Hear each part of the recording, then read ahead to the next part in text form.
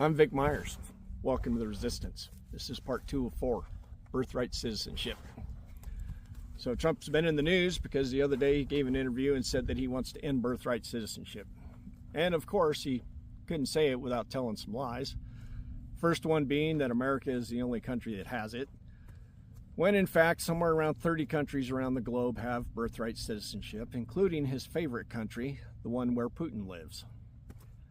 Also, he implies, every time he says this, he implies that he can do it, that he can simply do an executive order, and if he can't do an executive order, then he can get Congress to pass a law. That's a lie. It's in the Constitution. The 14th Amendment to the Constitution gives us birthright citizenship. So he hasn't been talking about it just in the last week. He wasn't talking about it just in the last campaign. He was talking about it 6 years ago, at least. I remember because that's when it first came to my attention. And I asked myself, why does he want to do that? And I came to the same conclusion then that I have now. He wants to do it because he wants only white people to be able to have a say in this country. He has a long history of racism, and this is just more fuel on the fire, if you will.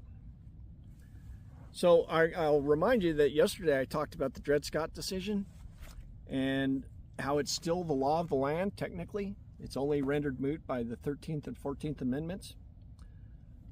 Donald Trump, by saying that he wants to end birthright citizenship and knowing that he can't do it with an executive order and he can't do it with legislation from Congress, he's trying to build up support to amend the Constitution.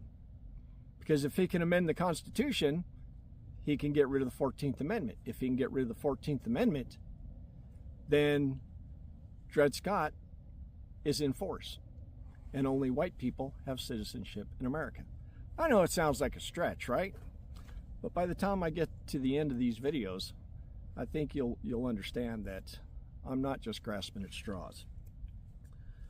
To amend the Constitution, the way we all think about it is you have 2/3 of the House and 2/3 of the Senate propose an amendment, and then they send that amendment to the Constitution, they send it out to the states, and 3/4 of the states have to approve it.